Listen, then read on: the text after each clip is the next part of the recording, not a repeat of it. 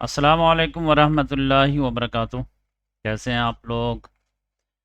आज हम बात करेंगे हिंदुस्तान की एक ऐसी खातून लीडर की जिसे बंगाल के लोग दीदी कहते हैं। नाम है ममता बनर्जी।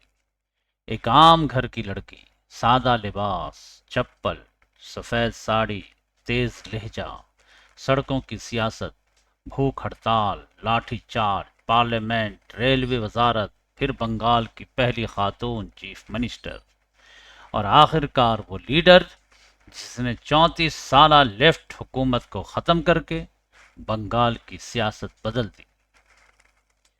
ममता बनर्जी की पैदाइश 5 जनवरी 1955 को कोलकाता मगरबी बंगाल में हुई। 1955। उनके वालिद का नाम प्रोमिलेश्वर बनर्जी और वालदा का नाम गायत्री बनर्जी था।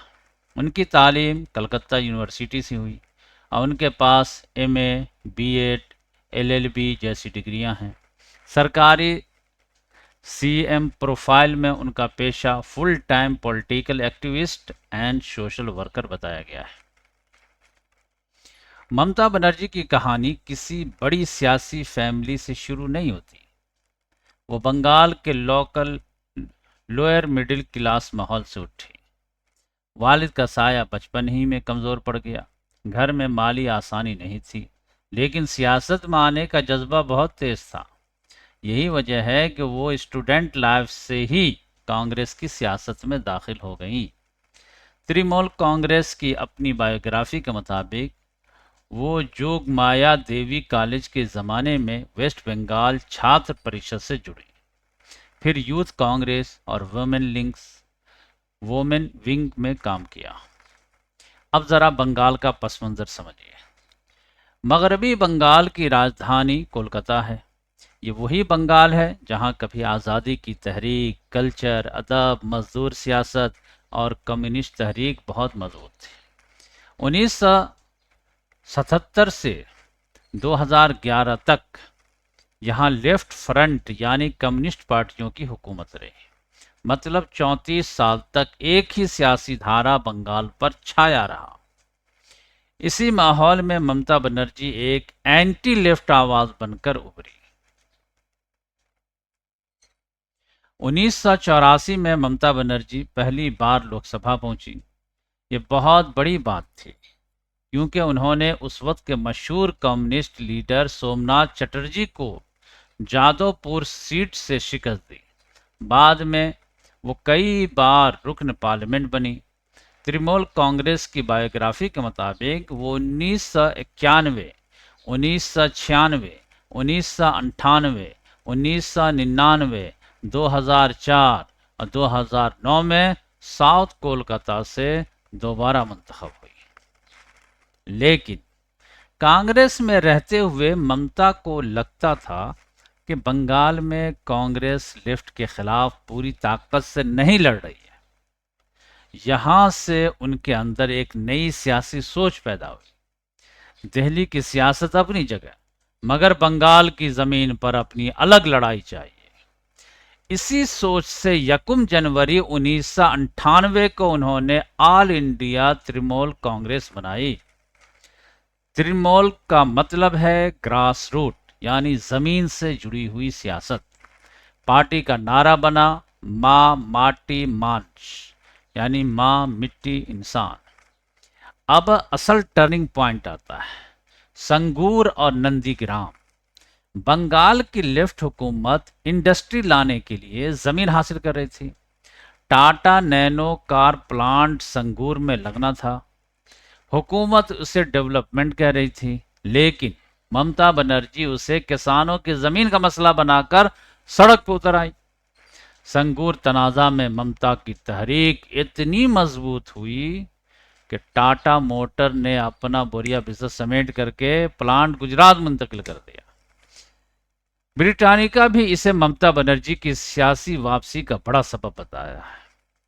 नंदीग्राम में जमीन के मसले पर तशद्दुद हुआ, अवामी नाराजगी बढ़ी और ममता ने उसे लेफ्ट हुकूमत के खिलाफ बड़ी अवामी तहरीक में बदल दिया। आम आदमी को लगा कि ममता बनर्जी सिर्फ असेंबली या पार्लियामेंट की लीडर नहीं, बल्कि वो सड़क पर लड़ने वाली लीडर है। यही वो दौर था जब दीदी की इमेज बंगाल के घरों तक पहुंची। 2011 में तारीख बदल गई। तृणमूल कांग्रेस ने बंगाल में बड़ी जीत हासिल की और 34 साल लेफ्ट हुकूमत का खात्मा हो गया। ममता बनर्जी मगरबी बंगाल की पहली खातून चीफ मिनिस्टर बनी। तृणमूल कांग्रेस की बायोग्राफी के मुताबिक 20 मई को उन्होंने चीफ मिनिस्टर का ओहदा संभाला। इख्तदार में आने के बाद ममता बनर्जी ने खुद को आम आदमी की लीडर के तौर पर पेश किया। सादा साड़ी, हवाई चप्पल, छोटा सा घर, तेज अवामी राब्ता, ये सब उनकी सियासी ब्रांडिंग बन गया।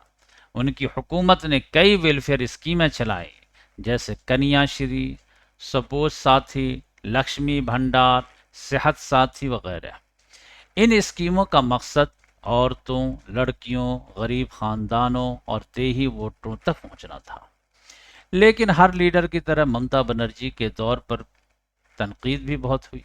अपोजिशन ने उन पर मुस्लिम अपीजमेंट, सियासी तशद्दुद, करप्शन, सिंडिकेट राज, कट मनी कल्चर और पार्टी के अंदर फैमिली पावर बढ़ाने के इल्जाम लगाए गए।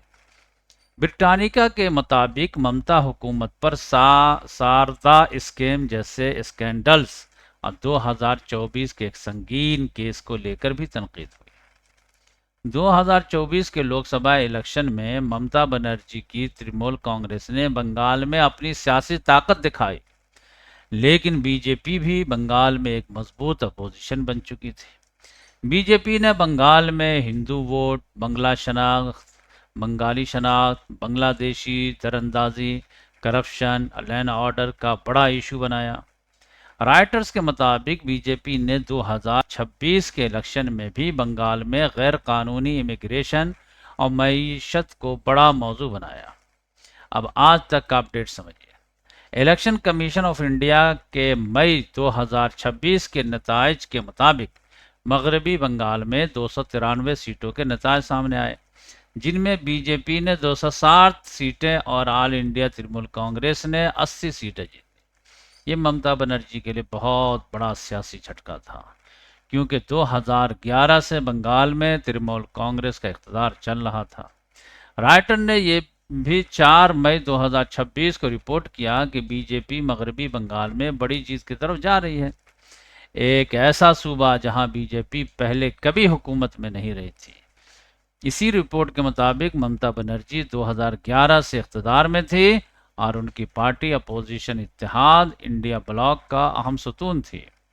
आज ममता बनर्जी की सियासत एक नए मोड़ पर खड़ी है। पहले वो लेफ्ट के खिलाफ बगावत की अलामत थी, फिर बीजेपी के खिलाफ बंगाल की दीवार बनी, और अब 2026 के बाद उनके सामने सबसे बड़ा सवाल है, क्या वो दोबारा अपनी पार्टी को ग्रास रूट सतह से खड़ा कर पाएंगी? क्या तृणमूल कांग्रेस दोबारा माँ माटी मांस के नारे को जिंदा कर पाएगी? क्या बंगाल की सियासत एक नए दौर में दाखिल हो चुकी है? ममता बनर्जी की जिंदगी हमें एक बात बताती है, सियासत में ताकत सिर्फ कुर्सी से नहीं आती, बल्कि अवामी राब्ते, मुसलसल जद्दोजहद और सही वक्त पर सही इशू पकड़ने से आती है। उन्होंने लेफ्ट के 34 साल किले को गिराया, दिल्ली की सियासत में वजीर रहीं, रेलवे मिनिस्टर रहीं, बंगाल की पहली खातून चीफ मिनिस्टर बनी, मगर आज उनके सामने चैलेंज पहले से भी बड़ा है। अब ये बड़ा चैलेंज क्या है, ये मैं आपको बता रहा हूँ, इसीलिए आज मैं जो है इसको देखिए। अभी बीजेपी की हुकूमत है, और बीजेपी जानते हैं जहां हुकूमत बनाती है फिर छोटी पार्टियों को तोड़ देती है। आज खबर आ रही है, जिसके जैसे मैं वीडियो बना रहा हूं इनके ऊपर, कि 80 में से 54 जो है इनके एमएलए जो है इनसे बगावत कर दी है, और सॉफ्ट अंदाज में कर रहे हैं। कह रहे हैं कि देखिए ये जो है अपोजिशन पार्टी का जो है हाउस ऑफ, जैसे राहुल गांधी है ना पार्लियामेंट का, क्या बोलते हैं, उसी तरह से जो है समझिए कि बंगाल में जो असेंबली है उसका जो है लीडर ऑफ अपोजिशन पार्टी कौन होगा, तो उसमें एक बागी ने कहा कि ये होना चाहिए, और उसके समर्थन में समझ जाइए कि 50 से ज़्यादा आ गए। अब इंडिया में दल बदलू कानून का जो ये है कि अगर किसी पार्टी से 2/3 मेजॉरिटी के साथ कोई एमएलए जो है ग्रुप चला जाता है तो फिर उस पर दल बदलू कानून लागू नहीं होता है। तो ये 80 सीट है इनके पास। तो इस लिहाज से समझ जाइए कि 54 बनते हैं। अगर 55 से 60 के करीब हो गए तो फिर ये कुछ नहीं कर पाएगी और हाथ मसलते रह जाएगी। बकिया इसकी गलती क्या है ममता बनर्जी की, वो मैं आज की करंट अफेयर वीडियो में बता दिया हूँ कि जब जिसको चांस मिला था 2024 में कि मोदी को हटाया जाए और इंडिया ब्लॉक को मजबूत करके कांग्रेस की हुकूमत लाई जाए, तो ये बहुत ज़्यादा रोड़े अटकाती थी या फिर ये एक्टिव रोल नहीं अदा करती थी। यानी ये समझ जाइए कि मेरे हिसाब से संघर्ष वाली लीडर तो है, लेकिन समझ जाइए कि दूरअंदेश नहीं है। मुझे ऐसा लगा। आप लोगों को कैसा लगा बताइए। तो ये मैं सोचा कि करंट अफेयर के हिसाब से बना देता हूँ। जज़ाकल्लाह।